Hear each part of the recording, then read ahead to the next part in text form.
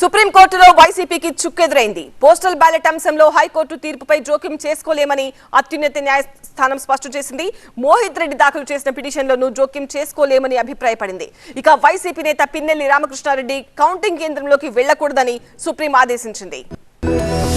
Postal బ్యాలెట్లపై high court ఇచ్చిన తీర్పులో జోక్యం చేసుకోవడానికి సుప్రీంకోర్టు నిరాకరించింది. పోస్టల్ బ్యాలెట్ అంశంపై జూన్ 1న హైకోర్టు ఇచ్చిన ఉత్తర్వులను వైసీపీ సుప్రీంకోర్టులో సవాల్ చేసింది. సుప్రీంకోర్టులో వైసీపీ తరపున సీనియర్ న్యాయవాది అభిషేక్ సింఘ్వి వాదనలు వినిపించారు. పోస్టల్ బ్యాలెట్లపై రూపొందించిన నిబంధనలను మార్చుతూ మే 30న ఈసీ సర్క్యులర్ జారీ చేసిందని, నిబంధనల్లో సడలింపు కేవలం ఆంధ్రప్రదేశ్ రాష్ట్రానికి మాత్రమే పరిమితం చేసిందని కోర్టు దృష్టికి తెచ్చారు. ఎన్నికల ప్రక్రియలో జోక్యం చేసుకోమంటూ హైకోర్టు చెప్పడం సరికాదని, ఈ ప్రక్రియకు దోహదం చేసే అంశాల్లో పిటిషన్లను విచారణకు తీసుకోవచ్చని చెప్పారు. దీనిపై వాదనలు జస్టిస్ అరవింద్ కుమార్, జస్టిస్ సందీప్ మెహతా ధర్మాసనం ఎన్నికల ప్రక్రియ ముగిసిన తర్వాత దీనిపై మరోసారి పిటిషన్ దాఖలు చేసుకోవచ్చని పిటిషనర్ కు సూచించింది. మరోవైపు మాచర్ల ఎమ్మెల్యే వైసీపీ నేత పిన్నెల్లి రామకృష్ణారెడ్డిపై సుప్రీంకోర్టు ఆంక్షలు విధించింది. ఆయన కౌంటింగ్ కేంద్రంలోకి వెళ్లకూడదని ఆదేశాలు జారీ చేసింది. మరోవైపు చంద్రగిరి వైసీపీ అభ్యర్థి చెవిరెడ్డి మోహిత్ రెడ్డికి సైతం సుప్రీంకోర్టులో చుక్కెదురైంది. చంద్రగిరి నియోజకవర్గంలో ఫారం 17A ఇతర డాక్యుమెంట్ల విషయంలో మరోసారి స్క్రూటినీ చేయాలని, దీనిపై విచారణ చేపట్టిన సుప్రీంకోర్టు ఈ అంశంలో తాము జోక్యం చేసుకునేందుకు కారణాలు కనిపించలేదని తెలిపింది.